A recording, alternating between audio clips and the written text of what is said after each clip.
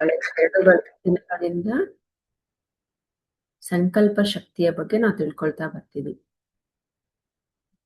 ಸಂಕಲ್ಪ ಶಕ್ತಿ ಅಂದ್ರೆ ಏನು? ಸಂಕಲ್ಪ ಶುದ್ಧಿ ಅಂದ್ರೆ ಏನು ಅಂತ ತಿಳಿದ್ವಿ. ಸೊ ಯಾವಾಗ ನಮ್ಮ ಸಂಕಲ್ಪ ಶುದ್ಧಿಯಾಗಿರುತ್ತೋ ಅದು ಸಿದ್ಧಿ ಸಿಗುತ್ತೆ. ಅದಕ್ಕೆ ನಾವು ಶಕ್ತಿಯನ್ನು ಕೊಡ್ತಾ ಬಂದ್ರೆ ಅದು ಸಿದ್ಧಿ ಆಗುತ್ತೆ. ಸೊ ಫಸ್ಟ್ ಇಲ್ಲಿ ಸಂಕಲ್ಪ ಶಕ್ತಿ, ಸಂಕಲ್ಪ ಶುದ್ಧಿ, ಸಂಕಲ್ಪ ಸಿದ್ಧಿ, ಈ 3 ವಿಷಯಗಳು ಬೇಕು. ಸಂಕಲ್ಪ ಶಕ್ತಿ ಅಂದ್ರೆ ಅದಕ್ಕೆ ನಾವು ಶಕ್ತಿಯನ್ನು ಕೊಡ್ತಾ ಹೋಗೋದು. ಅದು ಶುದ್ಧವಾಗಿದ್ರೆ ಮಾತ್ರ ಸಿದ್ಧಿ ಆಗ್ತಾ ಹೋಗುತ್ತೆ. ಅದು ಶುದ್ಧವಾಗಿದ್ರೆ ಅದಕ್ಕೆ ಶಕ್ತಿಯನ್ನ ಕೊಡ್ತೀವಿ, ಅದು ಸಿದ್ಧಿಯನ್ನ ಪಡೆಯುತ್ತೆ. ಸೊ ಯಾವಾಗ್ಲೂ ನಮ್ಮ ಸಂಕಲ್ಪ ಹೇಗಿರ್ಬೇಕು? ಶುದ್ಧವಾಗಿರ್ಬೇಕು. ಆ ಶುದ್ಧವಾಗಿದ್ರೆ ಏನಾಗುತ್ತೆ? ಅದಕ್ಕೆ ಸಿದ್ಧಿ ಬರುತ್ತೆ. ನಾವು ಶಕ್ತಿಯನ್ನ ಕೊಡ್ತಾ ಹೋಗ್ತೀವಿ, ಅದಕ್ಕೆ ಶಕ್ತಿಯನ್ನ ಕೊಡ್ತಾ ಹೋದ್ರೆ ಸಿದ್ಧಿಯನ್ನ ಪಡಿತಾ ಹೋಗುತ್ತೆ. ಸೊ ಇಲ್ಲಿ ಸಂಕಲ್ಪ ಶುದ್ಧಿ ಅಂದ್ರೆ ಯಾವ ರೀತಿಯಲ್ಲಿ ಇರಬೇಕು ಅಂದ್ರೆ, ನಮ್ಗೆ ಏನೋ ದೊರಕಬೇಕು, ಏನೋ ಆಗ್ಬೇಕು ಅಂತಲ್ಲ. ನಾವು ವರ್ತಮಾನದಲ್ಲಿ ಏನ್ ಮಾಡ್ಬೇಕು ಅನ್ನೋ ಸಂಪೂರ್ಣ ಅರಿವು ಇರುವುದೇ ಸಂಕಲ್ಪ ಶುದ್ಧಿ. ಸೊ ಸಂಕಲ್ಪ ಶುದ್ಧಿ ಅಂದ್ರೆ ವರ್ತಮಾನ ಜೀವನದಲ್ಲಿ, ಪ್ರೆಸೆಂಟ್ ಮೂಮೆಂಟ್ ಅಲ್ಲಿ ನಾನು ಏನ್ ಮಾಡ್ಬೇಕು, ಆ ಸಂಪೂರ್ಣ ಅರಿವು ನಮಗಿರ್ಬೇಕು. ಆ ಅರಿವನ್ನೇ ನಾವೇನಂತೀವಿ? ಸಂಕಲ್ಪ ಶುದ್ಧಿ ಅಂತ ಕರಿತೀವಿ.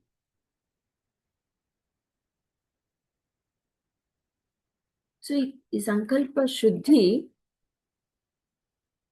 ಹಾಗಾದ್ರೆ ನಾನು ಏನ್ ಮಾಡ್ಬೇಕು, ಹೇಗಿರ್ಬೇಕು, ಅದೆಲ್ಲವನ್ನ ಅರಿವು ತಗೊಳ್ತಾ ಹೋಗ್ಬೇಕು.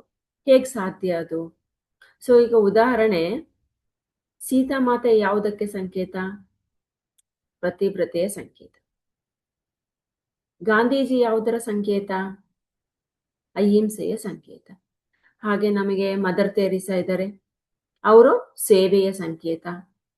ಹೀಗೆ ಎಷ್ಟೋ ಮಹಾನ್ ಆಧ್ಯಾತ್ಮಿಕ ಚಿಂತಕರು ಒಂದೊಂದು ಅದಕ್ಕೆ ಅವರು ಸಂಕೇತವಾಗಿದ್ದಾರೆ. ಬಿಸ್ಮಿಲ್ಲಾ ಖಾನ್ ಇದ್ದಾರೆ. ಬಿಸ್ಮಿಲ್ಲಾ ಖಾನ್ ಯಾವುದಕ್ಕೆ ಸಂಕೇತ? ಶಹನಾಯ್ ಅಂದ್ರೆ ಬಿಸ್ಮಿಲ್ಲಾ ಖಾನ್.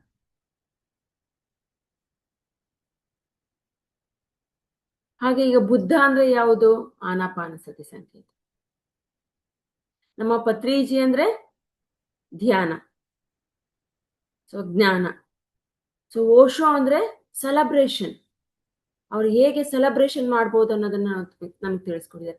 ಹೀಗೆ ಒಬ್ಬೊಬ್ಬರು ಒಂದೊಂದರ ಸಂಕೇತ ಆಗಿದ್ದಾರೆ. ಆದ್ರೆ ನಾವೇನಾಗಿದ್ದೀವಿ? ಹಾಗಾದ್ರೆ ಇವರೆಲ್ಲ ಇಷ್ಟು ಸಂಕೇತ ಆದ್ರೆ ನಾವು ಏದ್ರ ಸಂಕೇತ ಆಗಿದ್ದೀವಿ? ಯಾವುದಕ್ಕೆ ಸಂಕೇತ ಆಗಿದ್ದೀವಿ? ಅದನ್ನ ನಾವು ಕೂತ್ಕೊಂಡು ಯೋಚನೆ ಮಾಡ್ಬೇಕು. ಏತಕ್ಕೆ ಸಂಕೇತ? ನಾವು ಯಾವುದರ ಸಂಕೇತ? ಏನನ್ನ ಮಾಡ್ತಿದ್ದೀವಿ? ಬೆಳಗ್ಗೆ ಹೇಳ್ತೀವಿ, ಟಿಫನ್ ಮಾಡ್ತೀವಿ. ಏನ್ ಟಿಫನ್ನು? ಓ ಇಡ್ಲಿ ವಡೆ ಸಾಂಬಾರ್ ತಿನ್ನೋಣ, ಉಪ್ಪಿಟ್ಟ ತಿನ್ನೋಣ. ಮಧ್ಯಾಹ್ನ ಏನ್ ಅಡ್ಗೆ ಮಾಡಿದಾರೆ? ಓ ಅನ್ನ ಸಾಂಬಾರ, ಓ ವೆಜ್ ಪಲಾವ, ಓಕೆ ತಿನ್ನೋಣ. ಮತ್ತೆ ಸಂಜೆ ಆಯ್ತಾ? ಅಯ್ಯೋ ಬೆಳಿಗ್ಗೆ ಮಧ್ಯಾಹ್ನ ಮನೇಲೆ ತಿಂದಿದ್ದೀನಿ, ಬೇಜಾರಾಗ್ತಿದೆ, ಹೊರ್ಗಡೆ ಹೋಗೋಣ. ಮತ್ತೆ ಹೋಗ್ತೀವಿ ತಿನ್ನೋಕೆ. ಹೀಗೆ ಬರೀ ತಿನ್ನೋದಕ್ಕೆ, ಕುಡಿಯೋದಕ್ಕೆ, ಸುತ್ತಾಡೋದಕ್ಕೇನೆ ನಾವು ಹುಟ್ಟಿರೋದ ಭೂಮಿ ಮೇಲೆ? ನಾವು ಯಾವ್ದ್ರ ಸಂಕೇತ ಅಂತ ತಿಳ್ಕೋಬೇಕು. ಅದನ್ನ ತಿಳ್ಕೊಂಡು ಅದಕ್ಕೆ ಶಕ್ತಿಯನ್ನ ಕೊಡ್ಬೇಕು. ಅದೇ ಸಂಕಲ್ಪ ಶಕ್ತಿ. ಪ್ರತಿಯೊಬ್ಬ ಮಾನವ, ಭೂಮಿ ಮೇಲೆ ಹುಟ್ಟಿರೋ ಪ್ರತಿಯೊಬ್ಬನು ಸಕಲ ಕಲಾವಲ್ಲಭ ಆಗ್ಬೇಕು.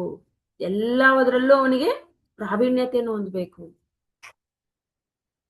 ಎಲ್ಲ ವಿದ್ಯಾಪಾರಂಗತನಾಗ್ಬೇಕು. ನಾವು ಮೊನ್ನೆ ತಿಳ್ಕೊಂಡ್ವಿ, spirituality makes us multidimensional ಅಂತ. ಆಬ್ವಿಯಸ್ಲಿ ನಮಗೆ ಎಲ್ಲಾ ಕಲೆಗಳನ್ನು ಕಲಿಸ್ಕೊಡುತ್ತೆ ಈ ಆಧ್ಯಾತ್ಮಿಕ ಶಾಸ್ತ್ರ ಅನ್ನೋದು. ಸೊ ನಮಗೆ ಇದ್ರಲ್ಲಿ ಆಗಿಲ್ಲ ಅಂದ್ರೂ ಕೂಡ ಒಂದೊಂದು ಜೀವನವನ್ನ, ಒಂದೊಂದು ವಿದ್ಯೆಗೆ, ಒಂದೊಂದು ಕಲೆಗೆ ನಾವು ಮೀಸಲಿಡ್ಬೇಕು, ಕಲೀಲೇಬೇಕು. ಈ ಮಾನವನ ಜೀವನ ಪರಂಪರೆ ಅನ್ನೋದು ಸಕಲ ವಿದ್ಯಾಪರಂಗತರಾಗಿ ಮಾಡ್ಬೇಕು, ಸಕಲ ಕಲಾವಲ್ಲಭಗೋಸ್ಕರನೇ ಇಡ್ಬೇಕು ನಾವು. ಇಲ್ಲಿ ನಾವು ಪ್ರತಿಯೊಂದು ಜೀವ ತೆಗೆದುಕೊಂಡು ಈ ಭೂಮಿಗೆ ಬರ್ತೀವಿ ಅಂತಂದ್ರೆ ಅದಕ್ಕೆ ಒಂದು ಕಾರಣ ಇದ್ದೇ ಇರುತ್ತೆ, ಅದನ್ನು ಯಶಸ್ವಿಗೊಳಿಸಲೇಬೇಕು. ಆ ಯಶಸ್ವಿಗೊಳಿಸೋದಕ್ಕೆ ಆ ಕಾರಣವನ್ನ ಹುಡುಕಿ ಅದಕ್ಕೆ ಶಕ್ತಿಯನ್ನ ಕೊಡಬೇಕು. ಅದೇ ಸಂಕಲ್ಪ ಶಕ್ತಿ. ನಾವು ಭೂಮಿಗೆ ಏತಕ್ಕಾಗಿ ಬಂದಿದ್ದೀವಿ? ಆ ಒಂದು ಕಾರಣ ಯಶಸ್ವಿಗೊಳಿಸೋದಕ್ಕೆ, ಏನನ್ನ ಇಲ್ಲಿ ಕಲಿಯೋದಕ್ಕೆ ಬಂದಿದ್ದೀವಿ.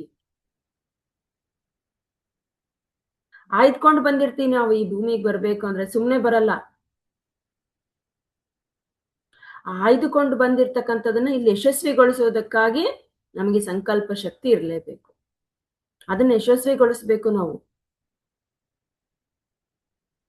ಯಾವಾಗ ನಮ್ಮ ಸಂಕಲ್ಪ ಶುದ್ಧಿಯಾಗಿರುತ್ತೆ, ಸಂಕಲ್ಪ ಶಕ್ತಿ ಬರುತ್ತೆ. ಸಂಕಲ್ಪ ಶಕ್ತಿ ಇದ್ರೆ ಸಂಕಲ್ಪ ಸಿದ್ಧಿ ಆಗುತ್ತೆ. ಸೊ ನಾವು ಮಾಡುವಂತಹ ಸಂಕಲ್ಪ ಏನಿರ್ಬೇಕು? ಶುದ್ಧಿಯಾಗಿರ್ಬೇಕು. ಆಗ ಏನಾಗುತ್ತೆ? ಅದು ಸಂಕಲ್ಪ ಶಕ್ತಿ ಬರುತ್ತೆ. ಅದಕ್ಕೆ ಶಕ್ತಿ ಬರುತ್ತೆ. ಆ ಸಂಕಲ್ಪ ಶಕ್ತಿ ಬಂದ್ರೆ ನಮ್ಗೆ ಏನಾಗುತ್ತೆ? ಆಟೋಮೆಟಿಕ್ ಸಿದ್ಧಿ ಆಗುತ್ತೆ. ಸೊ ನಾವು ಇಲ್ಲಿ ತಿಳ್ಕೋಬೇಕಾಗಿರೋದು, ಈ ಸಂಕಲ್ಪ ಅಂದ್ರೆ ನಾವು ಏನನ್ನ ಮಾಡಬೇಕು. ಸೊ ಫಿಸಿಕಲ್ ಅಲ್ಲಿ ನನ್ ಮನೆ ಬೇಕು, ಅದು ಬೇಕು, ಇದು ಬೇಕು, ಅದಕ್ಕೆ ಶಕ್ತಿ ಬರಲ್ಲ. ಆ ಮೂಮೆಂಟ್ಗೆ ಬರ್ಬೋದು. ಆದ್ರೆ ನಮ್ಮ ಒಂದು ಸಂಕಲ್ಪ ಅನ್ನೋದು ಅದರ ಶುದ್ಧಿಯಾಗಿರ್ಬೇಕು, ಲೋಕ ಕಲ್ಯಾಣಕ್ಕಾಗಿ ಆಗಿರ್ಬೇಕು. ಆಗ ಮಾತ್ರ ಅದಕ್ಕೆ ಶಕ್ತಿ ಬರುತ್ತೆ. ಆ ಶಕ್ತಿ ಇದ್ರೆ ಏನಾಗುತ್ತೆ? ಆಟೋಮೆಟಿಕ್ ಸಿದ್ಧಿಯನ್ನ ಪಡಿತಾ ಹೋಗುತ್ತೆ. ಈ ವಿಷಯದ ಬಗ್ಗೆ ನಾವು ಚಿಕ್ಕ ಮಕ್ಕಳಿಗೆ ಚಿಕ್ಕ ವಯಸ್ಸಿನಿಂದಲೇ ಈ ಸಂಕಲ್ಪ ಶಕ್ತಿ, ಶುದ್ಧಿ ಮತ್ತು ಸಿದ್ಧಿಯ ಬಗ್ಗೆ ತಿಳಿಸ್ಬೇಕು. ಈ ಸಂಕಲ್ಪ, ಶುದ್ಧಿ, ಸಿದ್ಧಿ ಮತ್ತು ಶಕ್ತಿ, ಈ ಮೂರನ್ನು ಸೇರಿಸಿ ನಾವೇನಂತೀವಿ? ಸಂಕಲ್ಪ ಶಾಸ್ತ್ರ ಅಂತ ಕರಿತೀವಿ. ಈಗ ಧ್ಯಾನ ಶಾಸ್ತ್ರ ಅಂತ ಹೇಗೆ ಹೇಳ್ತೀವಿ? ಸಂಕಲ್ಪ ಶಾಸ್ತ್ರ. ಸಂಕಲ್ಪ ಶಾಸ್ತ್ರ ಅಂದ್ರೆ ಸಂಕಲ್ಪ ಶುದ್ಧಿ, ಸಂಕಲ್ಪ ಶಕ್ತಿ ಮತ್ತು ಸಂಕಲ್ಪ ಸಿದ್ಧಿ. ಈ ಮೂರುಗಳನ್ನ ನಾವೇನ್ ಮಾಡ್ಬೇಕು? ಮಕ್ಕಳಿಗೆ ಚಿಕ್ಕ ವಯಸ್ಸಿನಲ್ಲೇ ತಿಳಿಸ್ಕೊಡ್ತಾ ಬರ್ಬೇಕು. ಆಗ ಅವ್ರಿಗೆ ಯಾವ್ದು ಸರಿಯಾದದ್ದು, ಯಾವ್ದು ತಪ್ಪು, ಏನನ್ನ ಮಾಡ್ಬೇಕು ಎಲ್ಲ ತಿಳಿತಾ ಹೋಗ್ತಾರೆ.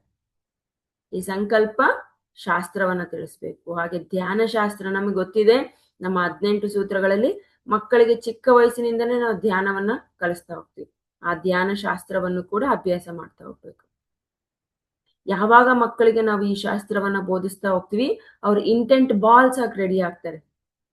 ಸಂಕಲ್ಪ ಅಂದ್ರೆ ಅರಿವಿನಲ್ಲಿರೋದು, ಪ್ರೆಸೆಂಟ್ ಮೂಮೆಂಟ್ ಅಲ್ಲಿರೋದು. ಆ ಮಕ್ಕಳು ಆ ರೀತಿಯಾಗಿ ರೆಡಿ ಆಗ್ತಾರೆ. ಸಂಕಲ್ಪಕ್ಕೆ ಪ್ರತಿರೂಪ ಆಗ್ತಾರೆ ಅವರೆಲ್ಲ.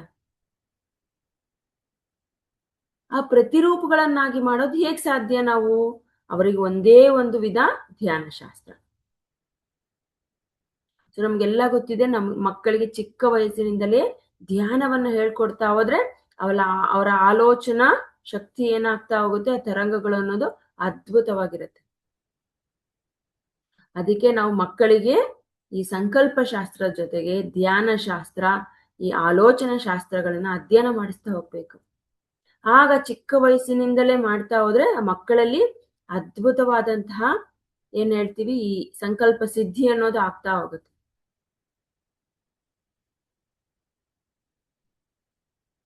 ಸೊ ಯಾವಾಗ ನಮ್ಮ ಮನಸ್ಸಿನಲ್ಲಿ ಈ ಪಾಸಿಟಿವ್ ಆಲೋಚನೆಗಳು ಇರ್ತವೆ, ಸಕಾರಾತ್ಮಕ ಆಲೋಚನೆಗಳು ನಮ್ಮ ಮನಸ್ಸಿನಲ್ಲಿ, ಆಗ ಆಲೋಚನಾ ತರಂಗಗಳು ಏನಾಗ್ತಾ ಹೋಗುತ್ತೆ? ಯಾವಾಗ್ಲೂ ನಮ್ಮ ಮನಸ್ಸಿನಲ್ಲಿ ಯಾವ ರೀತಿ ಇರಬೇಕು ಅಂದ್ರೆ ಪಾಸಿಟಿವ್, ಸಕಾರಾತ್ಮಕ ಆಲೋಚನೆ ತರಂಗಗಳು ಇರಬೇಕು. ಸೊ ನಮ್ಮ ಮನಸ್ಸು ನೋಡಿ ಯಾವಾಗ್ಲೂ ಓಡ್ತಾನೆ ಇರುತ್ತೆ, ನಮಗ್ ಗೊತ್ತಿದೆ. ಓಡ್ತಾನೆ ಇರುತ್ತೆ. ಅದು ಸಕಾರಾತ್ಮಕ ಆಗಿರ್ಬೋದು, ನಕಾರಾತ್ಮಕ ಆಗಿರ್ಬೋದು. ಯಾವುದರ ಒಂದು ಆಲೋಚನೆಯ ಹಿಂದೆ ಓಡ್ತಾನೆ ಇರುತ್ತೆ ಅದು. ಅದು ಖಾಲಿ ಇರಲ್ಲ. ಅದ್ರ ಹಿಂದೆ ಅದು ಯಾವುದೋ ಒಂದು ಆಲೋಚನೆ ಆಗಿರ್ಬೋದು. ಸೊ ಅದ್ರ ಹಿಂದೆ ಏನಾಗ್ತಿರುತ್ತೆ? ಅದು ಓಡ್ತಾ ಇರುತ್ತೆ. ಅದಕ್ಕೆ ಯಾವಾಗ ನಾವು ಧ್ಯಾನ ಶಾಸ್ತ್ರ, ಈ ಆಲೋಚನಾ ಶಾಸ್ತ್ರ ತಿಳ್ಕೊಳ್ತಾ ಹೋಗ್ತೀವಿ, ಅವಾಗ ನಮ್ಮ ಆಲೋಚನೆ ತರಂಗಗಳು ಹೇಗಿರ್ಬೇಕು ಅನ್ನೋದನ್ನ ತಿಳ್ಕೊಂತೀವಿ. ಯಾವಾಗ್ಲೂ ನಾವ್ ಯಾವ ರೀತಿ ಆಲೋಚನೆ ಇರಬೇಕು? ಪಾಸಿಟಿವ್ ಆಲೋಚನೆ ಇರಬೇಕು, ನೆಗೆಟಿವ್ ಇರ್ಲೇಬಾರ್ದು. ನಾವು ಆಲೋಚನಾ ಶಕ್ತಿ ಅನ್ನೋ ಇದ್ರಲ್ಲಿ ತಿಳ್ಕೊಂತ ಹೋದ್ವಿ ನಮ್ಮ ಆಲೋಚನೆ ಹೇಗಿರ್ಬೇಕು ಅನ್ನೋದನ್ನ. ಮಿರಾಕ್ಯುಲಸ್ ಥಿಂಕಿಂಗ್ ಇರ್ಬೇಕು. ಸೊ ಆ ರೀತಿಯಾದಂತಹ ಆಲೋಚನೆಗಳನ್ನ ನಾವು ಇಟ್ಕೋಬೇಕು. ಆ ರೀತಿಯ ಆಲೋಚನೆ ಇರಬೇಕು ಅಂದ್ರೆ ಏನ್ ಮಾಡ್ಬೇಕು? ಪ್ರತಿದಿನ ಧ್ಯಾನ ಮಾಡ್ಬೇಕು. ಧ್ಯಾನ ಮಾಡ್ತಾ ಇದ್ರೆ ಏನಾಗುತ್ತೆ, ನಾವು ಪ್ರೆಸೆಂಟ್ ಅಲ್ಲಿ ಇರ್ತೀವಿ, ಯಾವ ಆಲೋಚನೆಗಳು ಕೂಡ ಇರಲ್ಲ. ಯಾವುದಾದ್ರೂ ಒಂದು ವಿಷಯ ಅಥವಾ ಕೆಲಸವನ್ನ ಮಾಡ್ಬೇಕು ಅಂದ್ರೆ ಅಲ್ಲಿ ಬರೋದು ನಮಗೆ ಪಾಸಿಟಿವ್ ಆಲೋಚನೆ. ಯಾಕಂದ್ರೆ ನಮ್ಮಲ್ಲಿ ಧ್ಯಾನ ಇದೆ. ನಾವೆಷ್ಟು ನಮ್ಮ ಮನಸ್ಸನ್ನ ಶೂನ್ಯವಾಗಿ ಇಸ್ಕೊಂತೀವಿ, ಅಷ್ಟು ನಮ್ಮ ಮನಸ್ಸಿನ ಶಕ್ತಿ ಏನಾಗಿರುತ್ತೆ, ಹೆಚ್ಚಾಗುತ್ತೆ. ನಾವೆಷ್ಟು ಅದನ್ನ ಪರಿಶೂನ್ಯವಾಗಿಸ್ಕೊಂತೀವಿ, ಅಷ್ಟು ಅದ್ಭುತವಾದ ಮಹಾಶಕ್ತಿ ಹೆಚ್ಚಾಗ್ತಾ ಹೋಗುತ್ತೆ ಮನಸ್ಸಿದ್ದು. ಸೊ ಅದಕ್ಕೆ ನಮ್ಮ ಮನಸ್ಸನ್ನ ನಾವೇನ್ ಮಾಡ್ಬೇಕು, ಯಾವಾಗ್ಲೂ ಪರಿಶೂನ್ಯದಲ್ಲಿ ಇಟ್ಕೋಬೇಕು. ನಮ್ಮ ಶಕ್ತಿಯನ್ನ ಹೆಚ್ಚಿಸ್ಕೊಳ್ತಾ ಹೋಗ್ಬೇಕು. ಅದಕ್ಕೆ ಪತ್ರಿ ಸರ್ ಹೇಳ್ತಾರೆ, ಮೌನ, ಧ್ಯಾನ ಮತ್ತು ಸಂಕಲ್ಪ, ಆಲೋಚನೆ. ಸೊ ಈ ಮೂರು ಅನುಕ್ರಮವಾಗಿ ಈ ಒಂದು ಸಂಕಲ್ಪ ಶಕ್ತಿಗೆ ಸಹ ಏನ್ ಮಾಡ್ತವೆ, ಒಂದು ಸರಬರಾಜು ಮಾಡ್ತವೆ. ಈ ಧ್ಯಾನ ಮಾಡ್ತಾ ಇದ್ರೆ, ನಾವು ಮೌನದಲ್ಲಿದ್ರೆ, ಮತ್ತೆ ಒಂದು ಈ ಆಲೋಚನಾ ರಹಿತ ಸ್ಥಿತಿಯಲ್ಲಿದ್ರೆ, ಸೊ ನಮ್ಮ ಸಂಕಲ್ಪ ಶಕ್ತಿಗೆ ಈ ಮೂರು ಏನ್ ಮಾಡ್ತವೆ, ಒಂದು ಕಂಬಗಳಿದ್ದಂತೆ. ಸೊ ನಾವು ಅಧಿಕವಾಗಿ ಮೌನ ಇರ್ಬೇಕು. ನಮಗೆ ಗೊತ್ತಿದೆ ಮೌನದ ಮಹತ್ವ. ನಾವು ಅವಶ್ಯಕತೆ ಇದ್ರೆ ಮಾತ್ರ ಮಾತಾಡ್ಬೇಕು, ಅನಗತ್ಯವಾಗಿ ಮಾತಾಡ್ಲೇಬಾರ್ದು. ಹಾಗೆ ಆಲೋಚನೆ, ಸೊ ಆಲೋಚನೆ ಅಗತ್ಯವಾದಾಗ ಮಾತ್ರ ಆಲೋಚನೆ ಮಾಡಬೇಕು, ಅನಗತ್ಯವಾದ ಆಲೋಚನೆಗಳನ್ನ ಮಾಡಲೇಬಾರ್ದು. ಸೊ ನಾವು ಯಾವಾಗ್ಲೂ ಆಲೋಚನಾ ರಹಿತ ಸ್ಥಿತಿ, ಅದು ಧ್ಯಾನ ಸ್ಥಿತಿಯಲ್ಲಿ ಮಗ್ನರಾಗಿರ್ಬೇಕು. ನಮಗೆ ಗೊತ್ತಿದೆ. ಅದಕ್ಕೆ ಮೌನ, ಧ್ಯಾನ, ಸಂಕಲ್ಪ ಅಂದ್ರೆ ಆಲೋಚನೆ. ಈ ಮೂರು ನಮಗೇನ್ ತಿಳಿಸ್ಕೊಡ್ತವೆ, ಈ ಸಂಕಲ್ಪ ಶಾಸ್ತ್ರವನ್ನ ತಿಳಿಸ್ಕೊಡ್ತವೆ. ಅದನ್ನ ಅಧ್ಯಯನ ಮಾಡ್ಬೇಕು ನಾವು. ಈ ಸಂಕಲ್ಪ ಶಾಸ್ತ್ರ, ಸೊ ಧ್ಯಾನ, ಜ್ಞಾನ, ಮೌನ, ಈ ಶಕ್ತಿಯನ್ನ ಹೆಚ್ಚು ಕ್ರಿಯೇಟ್ ಮಾಡುತ್ತೆ. ನಾವು ಯಾವಾಗ ಮೌನದಲ್ಲಿರ್ತೀವಿ, ಆಲೋಚನಾ ರಹಿತ ಸ್ಥಿತಿಯಲ್ಲಿರ್ತೀವಿ, ಧ್ಯಾನ ಸ್ಥಿತಿಯಲ್ಲಿರ್ತೀವಿ, ನಮ್ಮ ಒಂದು ಸಂಕಲ್ಪ ಶಕ್ತಿಗೆ ಹೆಚ್ಚು ಶಕ್ತಿಯನ್ನ ಕೊಡುತ್ತೆ. ಯಾಕಂದ್ರೆ ನಮ್ಮಲ್ಲೇ ಹೆಚ್ಚು ಶಕ್ತಿ ಉತ್ಪತ್ತಿ ಆಗುತ್ತೆ. ಆ ಸಂಕಲ್ಪ ಲೋಕ ಕಲ್ಯಾಣಕ್ಕೆ ಇನ್ನೂ ಹೆಚ್ಚು ಶಕ್ತಿ ಸರಬರಾಜು ಮಾಡುತ್ತೆ. ಸೊ ಅದಕ್ಕೆ ಪತ್ರಿ ಸರ್ ಹೇಳ್ತಾರೆ, ಯಾರಿಗೂ ಸೊ ಮೆಂಟಲ್ ಡಯೇರಿಯಾ ಮತ್ತೆ ಸೊ ಈ ವರ್ಬಲ್ ಡಯೇರಿಯಾ ಅಂತ ಹೇಳ್ತಾರೆ. ಅದೇ ಮೌನ ಮತ್ತು ಆಲೋಚನಾ ರಹಿತ. ಮೆಂಟಲ್ ಡಯೇರಿಯಾ ಅಂತಂದ್ರೆ ನಾವು ಯಾವ್ದ್ರ ಬಗ್ಗೆನೋ ಈ ಥಾಟ್ಸ್ ಯಾವುದು ಇರಬಾರ್ದು ನನಗೆ. ಸೊ ಯಾವ್ದೋ ಅದ್ರ ಬಗ್ಗೆ ಇದ್ರ ಬಗ್ಗೆ ಆಲೋಚಿಸೋದು, ನಾನು ಹೀಗ್ ಮಾಡಿದ್ರೆ ಅವ್ನು ಹೀಗ್ ಮಾಡ್ತಾನೇನೋ, ನಾನು ಈ ರೀತಿ ಮಾಡಿದ್ರೆ ಅವನು ಹಾಗೆ ಮಾಡಿದ್ರೆ ನಾನು ಹೀಗ್ ಮಾಡ್ಬೋದೇನೋ, ಆ ರೀತಿಯ ಯಾವ ಆಲೋಚನೆ ಕೂಡ ಇರಬಾರ್ದು. ಅದು ಆ ರೀತಿ ಯೋಚನೆ ಮಾಡೋದನ್ನ ಮೆಂಟಲ್ ಡಯೇರಿಯಾ ಅಂತ ಕರೀತಾರೆ. ಅದು ಯಾವ 1% ಕೂಡ ಇರಬಾರ್ದು ಅಂತ ಹೇಳ್ತಾರೆ ಗುರುಗಳು. ಹಾಗೆ ವರ್ಬಲ್ ಡಯೇರಿಯಾ ಅಂದ್ರೆ ಮಾತು ಚಪಲ, ಮಾತಾಡ್ಲೇಬೇಕು ಅನ್ನೋದು. ಅಲ್ಲಿ ಅವಶ್ಯಕತೆ ಇರಲ್ಲ, ಆದ್ರೂ ಮಾತಾಡ್ತಾ ಇರ್ತಾರೆ. ಆದ್ರೆ ನಾವು ಹೇಗಿರ್ಬೇಕು ಅಂದ್ರೆ, ಒಂದು 10 ವಾಕ್ಯಗಳಲ್ಲಿ ಹೇಳೋದನ್ನ 1 ಪದದಲ್ಲಿ ಹೇಳಿ ಮುಗಿಸ್ಬೇಕು. ಆ ರೀತಿಯ ನಮ್ಮ ಮಾತುಗಳನ್ನ ಬದಲಾಯಿಸ್ಕೋಬೇಕು ನಾವು. ಸೊ ಇದೆಲ್ಲದನ್ನ ನಾವು ಮಾಡಿದಾಗ ಈ ಸಂಕಲ್ಪ ಶಕ್ತಿಗೆ ಶಕ್ತಿ ಹೆಚ್ಚು ಸರಬರಾಜಾಗುತ್ತೆ. ಮೌನ ಇರಬೇಕು, ಹೆಚ್ಚು ಧ್ಯಾನವನ್ನ ಮಾಡಬೇಕು, ನಾವು ಹೆಚ್ಚು ನಮ್ಮ ಆಲೋಚನಾ ಶಕ್ತಿಯನ್ನು ಶೂನ್ಯ ಸ್ಥಿತಿಗೆ ತಗೊಂಡೋಗ್ಬೇಕು. ಆಗ ನಮ್ಮ ಸಂಕಲ್ಪಕ್ಕೆ ಶಕ್ತಿ ಅನ್ನೋದು ಹೆಚ್ಚು ಸರಬರಾಜಾಗುತ್ತೆ. ಹಾಗೆ ಈ ಸಂಕಲ್ಪ ಶಕ್ತಿಗೆ ಯಾವುದೇ ಮಿತಿಗಳಿಲ್ಲ. ಈ ಸಂಕಲ್ಪ ಶಕ್ತಿ ಅನ್ನೋದಕ್ಕೆ ಸೊ ಒಂದು ಬೌಂಡ್ರೀಸ್ ಅಂತ ಏನೂ ಇಲ್ಲ ಇಲ್ಲಿ. ಸೊ ಹಾಗಾದ್ರೆ ಏನಿದು? ಇಲ್ಲಿ ನಮ್ಮ ಸಂಕಲ್ಪ ನಾವೆಷ್ಟು ಪರಿಶುದ್ಧ ಮಾಡ್ಕೊಂತೀವಿ, ಎಷ್ಟು ಪರಿಶುದ್ಧ ಇರುತ್ತೆ ಅನ್ನೋದಕ್ಕೆ ಮುಖ್ಯ ಉದಾಹರಣೆ ಪಿರಮಿಡ್ ಮಾಸ್ಟರ್ಗಳು. ನಮ್ಮ ಪಿರಮಿಡ್ ಮಾಸ್ಟರ್ಗಳ ಸಂಕಲ್ಪ ಹೇಗಿರುತ್ತೆ? ದೊಡ್ಡದಾಗಿರುತ್ತೆ. ನಮಗೆಲ್ಲ ಗೊತ್ತಿದೆ, ಧ್ಯಾನ ಜಗತ್, ಶಾಕಾಹಾರ ಜಗತ್, ಪಿರಮಿಡ್ ಜಗತ್. ನೋಡಿ ಸಂಕಲ್ಪ ಹೇಗಿದೆ. ಅದಕ್ಕೆ ಈ ಸಂಕಲ್ಪ ಶಕ್ತಿಗೆ ಮುಖ್ಯ ಉದಾಹರಣೆ ಹೇಳ್ಬೇಕು ಅಂದ್ರೆ ಪಿರಮಿಡ್ ಮಾಸ್ಟರ್ಗಳು ಅಂತ ಹೇಳ್ತಾರೆ. ಸೊ ಇಲ್ಲಿ ವಿಶೇಷವಾದಂತಹ ಧ್ಯಾನದ ಮೂಲಕ ಏನಾಗುತ್ತೆ, ನಮ್ಮ ಆತ್ಮಗಳೆಲ್ಲ ಪರಿಶುದ್ಧ ಆಗುತ್ತೆ. ಆವಾಗ ನಾವು ಈ ಧ್ಯಾನ ಶಾಸ್ತ್ರವನ್ನ ಕಲಿತು ಧ್ಯಾನ ಶಾಸ್ತ್ರಜ್ಞರಾಗ್ತೀವಿ. ಈ ಜ್ಞಾನವನ್ನ ಪಡೆದು ಜ್ಞಾನಿಗಳಾಗ್ತೀವಿ.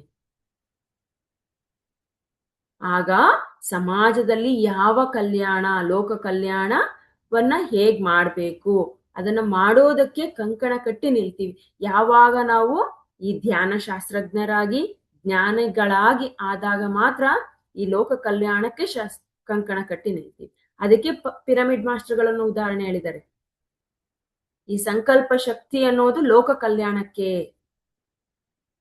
ಇಲ್ಲಿ ನಾವೆಲ್ಲ ಧ್ಯಾನವನ್ನ ಅಭ್ಯಾಸ ಮಾಡ್ತಾ ಇದ್ದೀವಿ, ಧ್ಯಾನ ಶಾಸ್ತ್ರಜ್ಞರಾಗಿದ್ದೀವಿ, ಜ್ಞಾನವನ್ನ ಪಡಿತಿದ್ದೀವಿ, ನಾವೆಲ್ಲ ಜ್ಞಾನಿಗಳಾಗಿದ್ದೀವಿ. ಅದೆಲ್ಲರಿಗೂ ತಲುಪಿಸ್ಬೇಕು ಅಂತ ಕಂಕಣ ಕಟ್ಟಿ ನಿಂತಿದ್ದೀವಿ. ಆ ಕಂಕಣ ಕಟ್ಟಿ ನಿಂತು ನಮ್ಮ ಉದ್ದೇಶವನ್ನ ತಿಳ್ಕೊಂಡಿದೀವಿ, ಅದೇ ಸಂಕಲ್ಪ ಶಕ್ತಿ. ನೋಡಿ, ಇಲ್ಲಿ ನಾನು ನಮ್ಮೂರಿಗೆ ಮಾತ್ರ ಮಾಡ್ತೀನಿ ಅಂತ ಯಾರಾದ್ರೂ ಹೇಳ್ತಾರ? ನಮ್ಮೂರಲ್ಲಿ ಮಾತ್ರ ನಾನು ಧ್ಯಾನ ಹೇಳ್ಕೊಡ್ತೀನಿ ಅಂತ? ಇಲ್ಲ, ಅದು ಇಡೀ ಪ್ರಪಂಚದಲ್ಲಿ ಯಾವ ಮೂಲೆಯಲ್ಲಿದ್ರು ಕೂಡ ಧ್ಯಾನವನ್ನ ಹೇಳ್ಕೊಡೋದಕ್ಕೆ ರೆಡಿ ಇದ್ದಾರೆ, ಜ್ಞಾನವನ್ನ ಹೇಳ್ತಿದ್ದಾರೆ, ಪಿರಮಿಡ್ ಬಗ್ಗೆ ಹೇಳ್ತಿದ್ದಾರೆ, ಸಸ್ಯಾಹಾರದ ಬಗ್ಗೆ ಹೇಳ್ತಿದ್ದಾರೆ. ಸೊ ಹಾಗೆ ಇಲ್ಲಿ ಮಾನವನ ಸಂಕಲ್ಪ ಶಕ್ತಿಗೆ ಮಿತಿ ಇಲ್ಲ. ಅವನ ಶಕ್ತಿ ಏನ್ ಬೇಕಾದ್ರೂ ಪಡಿಬಹುದು, ಪಡಿತಾನೆ ಕೂಡ. ಸೊ ಇಲ್ಲಿ ಅವನ ಬಯಕೆಗಳನ್ನ ಪಡೆಯೋದಕ್ಕೋಸ್ಕರ, ಅವನ ಬಯಕೆಗಳನ್ನ ಈಡೇರಿಸ್ಕೊಳ್ಳೋಕ್ಕೋಸ್ಕರ ಮಾನವ ಜನ್ಮ ಏನ್ ಮಾಡ್ತಾನೆ, ಮತ್ತೆ ಮತ್ತೆ ಮತ್ತೆ ಮತ್ತೆ ಜನ್ಮ ತಗೊಂಡು ಭೂಮಿಗಳಿಗೆ ಅನೇಕ ಜನ್ಮ ತಗೊಂಡು ಬರ್ತಾ ಇದ್ದಾನೆ. ಇಲ್ಲಿ ಬಯಕೆಗಳು, ನಾಟ್ ಆಸೆಗಳು. ಆಸೆ ಬೇರೆ, ಬಯಕೆ ಬೇರೆ. ಆಸೆ ಅನ್ನೋದು ತನ್ನಗೆ ತಾನು ಕ್ರಿಯೇಟ್ ಮಾಡ್ಕೊಳ್ಳೋದು, ಬಯಕೆ ಅನ್ನೋದು ಲೋಕ ಕಲ್ಯಾಣಕ್ಕಾಗಿ ಕೋರುವಂಥದ್ದು. ಸೊ ಯಾವಾಗ ನಾವು ಈ ಸಂಕಲ್ಪ ಶಾಸ್ತ್ರದ ಅಧ್ಯಯನ ಮಾಡ್ತೀವಿ, ಸಾಧನೆ ಮಾಡ್ತೀವಿ, ಆವಾಗ ಮಾನವನವನು ಲೋಕ ಕಲ್ಯಾಣಕ್ಕೆ, ಮಾನವನ ಕಲ್ಯಾಣಕ್ಕೆ ಕಂಕಣಬದ್ಧನಾಗಿರ್ತಾನೆ. ಯಾವಾಗ ಮಾನವ ಲೋಕ ಕಲ್ಯಾಣಕ್ಕ ಮಾರ್ಗ ತೋರಿಸ್ತಾನೆ, ಯಾಕಂದ್ರೆ ಈ ಜಗತ್ತು, ಈ ಮಾನವ ಎರಡು ಒಟ್ಟಾಗಿರೋ ಸಮೂಹ. ಈ ಜಗತ್ತಿನಲ್ಲೇ ಮಾನವ ಇದ್ದಾನೆ, ಅವೆರಡು ಒಂದೇ ಸಮೂಹ. ಹಾಗಾಗಿ ಈ ಮಾನವ ಏನ್ ಮಾಡಿದ್ದಾನೆ, ಈ ಲೋಕ ಕಲ್ಯಾಣಕ್ಕಾಗಿ ಕಂಕಣ ಕಟ್ಟಿ ನಿಂತಿದ್ದಾನೆ. ಸೊ ಲೋಕ ಕಲ್ಯಾಣಕ್ಕಾಗಿ ಏನೇನ್ ಮಾಡಬಹುದು ಅವನು, ಅದೆಲ್ಲವನ್ನ ಮಾಡ್ತಾ ಹೋಗ್ತಿದ್ದಾನೆ. ಸೊ ಇಲ್ಲಿ ನಮ್ಮ ಆಲೋಚನೆಗಳನ್ನೋದು, ನಮ್ಮ ಧ್ಯಾಸ ಅಂದ್ರೆ ನಮ್ಮ ಆಲೋಚನೆಗಳು, ನಮ್ಮ ಮನಸ್ಸಿನಲ್ಲಿರುವ ಆಲೋಚನೆಗಳು ಏನಿರ್ಬೇಕು, ಯಾವಾಗ್ಲೂ ಶುದ್ಧವಾಗಿರ್ಬೇಕು. ನಾನು ಹೇಳಿದೆ ಪಾಸಿಟಿವ್ ಆಗಿರ್ಬೇಕು. ಯಾವಾಗ ಅವು ಪಾಸಿಟಿವ್ ಇರ್ತವೆ, ಸ್ಟ್ರಾಂಗ್, ಬಲಿಷ್ಠವಾಗಿರ್ತವೆ. ಯಾವಾಗ ಅವು ಶುದ್ಧವಾಗಿ ಬಲಿಷ್ಠವಾಗಿರ್ತವೆ, ಆವಾಗ ನಾವು ಅದಕ್ಕೆ ಶಕ್ತಿಯನ್ನ ಕೊಡ್ತೀವಿ. ಯಾವ ರೀತಿಯ ಶಕ್ತಿ, ಹೇಗೆ ಕೊಡ್ತೀವಿ ಅಂದ್ರೆ ಧ್ಯಾನದ ಮೂಲಕ ಅದಕ್ಕೆ ಶಕ್ತಿಯನ್ನ ಕೊಡ್ತೀವಿ. ಆಗ ಅದಕ್ಕೆ ಸಂಕಲ್ಪ ಶಕ್ತಿ. ನಾವು ಎಷ್ಟು ಧ್ಯಾನದಲ್ಲಿ ಇರ್ತೀವೋ ಅಷ್ಟು ನಮ್ಮ ಸಂಕಲ್ಪ ಶಕ್ತಿ ಅನ್ನೋದು ಸಂಗ್ರಹವಾಗುತ್ತೆ. ನಾವು ಎಷ್ಟು ಹೆಚ್ಚು ಧ್ಯಾನವನ್ನ ಮಾಡ್ತಾ ಹೋಗ್ತೀವಿ, ನಮ್ಮ ಧ್ಯಾನದ ಶಕ್ತಿಯನ್ನ ಅದಕ್ಕೆ ಕೊಟ್ಟು ಆ ಸಂಕಲ್ಪ ಶಕ್ತಿ ಅನ್ನೋದು ಏನಾಗುತ್ತೆ, ಅದ್ಭುತವಾಗಿ ಸಂಗ್ರಹ ಆಗ್ತಾ ಹೋಗುತ್ತೆ, ಸಿದ್ಧಿ ಆಗ್ತಾ ಹೋಗುತ್ತೆ. ನಾವೆಷ್ಟು ಈ ಧ್ಯಾನ ಶಾಸ್ತ್ರವನ್ನ ಅಧ್ಯಯನ ಮಾಡ್ತೀವಿ, ಎಷ್ಟು ಧ್ಯಾನವನ್ನ ಪಡಿತೀವಿ, ಅಷ್ಟು ಈ ಸಂಕಲ್ಪ ಶಕ್ತಿ ಅನ್ನೋದೇನಾಗುತ್ತೆ, ಶುದ್ಧಿ ಇರುತ್ತೆ, ಅದಕ್ಕೆ ಶಕ್ತಿ ಬರುತ್ತೆ, ಅದು ಸಿದ್ಧಿ ಆಗ್ತಾ ಹೋಗುತ್ತೆ. ನಾವೆಷ್ಟು ಧ್ಯಾನದ ಶಕ್ತಿಯನ್ನ ಅದಕ್ಕೆ ಕೊಡ್ತೀವಿ. ಅದಕ್ಕೆ 3 ವಿಧಾನಗಳು ಹೇಳಿದ್ರಲ್ವಾ, ಮೌನ, ಧ್ಯಾನ, ಜ್ಞಾನ. ಆ 3ರ ಮೂಲಕ ಈ ಸಂಕಲ್ಪ ಶಕ್ತಿ ಅನ್ನೋದು ಬರುತ್ತೆ. ಎಲ್ಲಿ ಈ ಧ್ಯಾನ, ಈ ಮೌನ, ಜ್ಞಾನ ಇರೋದಿಲ್ವೋ ಅಲ್ಲಿ ಸಂಕಲ್ಪ ಇರಲ್ಲ, ವಿಕಲ್ಪ ಇರುತ್ತೆ. ಸಂಕಲ್ಪ ಇದೆ ಅಂದ್ರೆ ಅಲ್ಲಿ ಧ್ಯಾನ ಇದೆ, ಜ್ಞಾನ ಇದೆ, ಮೌನ ಇದೆ.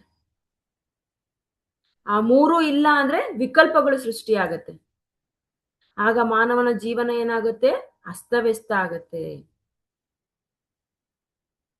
ಅದಕ್ಕೆ ಪ್ರತಿಯೊಬ್ಬ ಮಾನವನ ಜೀವನದಲ್ಲಿ ಏನಿರ್ಬೇಕು, ಈ ಸಂಕಲ್ಪಗಳ ರಾಶಿ ಇರ್ಬೇಕು.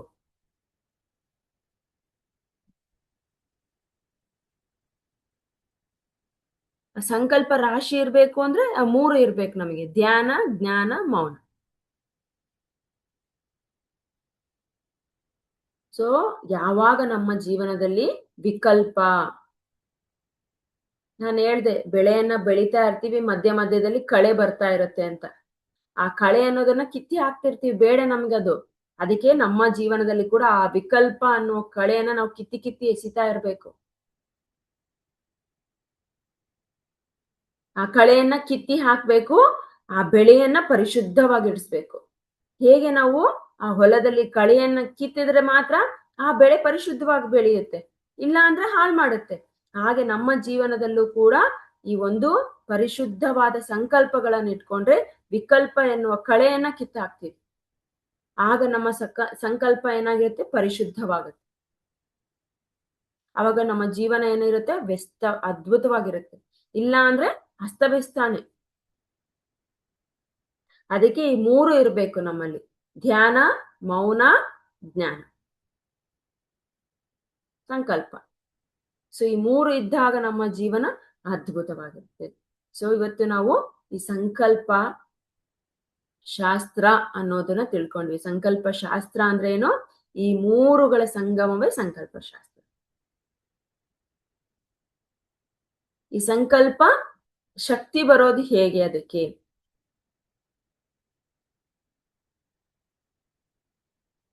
ಸೊ ಇನ್ಮೇಲೆ ನಮ್ಮೆಲ್ಲರ ಸಂಕಲ್ಪ ಶಕ್ತಿ ಯಾವುದಕ್ಕಾಗಿರ್ಬೇಕು? ಲೋಕ ಕಲ್ಯಾಣಕ್ಕಾಗಿರ್ಬೇಕು. ಅದು ಶುದ್ಧವಾಗಿದ್ರೆ ಸಿದ್ಧಿಯನ್ನು ಪಡೆಯುತ್ತೆ. ಸೊ ಇನ್ಮೇಲೆ ನಮ್ಮ ಸಂಕಲ್ಪ ಶುದ್ಧಿಯಾಗಿದ್ರೆ ಸಿದ್ಧಿಯನ್ನ ಪಡೆಯುತ್ತೆ ಅನ್ನೋದನ್ನ ನಾವು ತಿಳ್ಕೊಂತೇವೆ.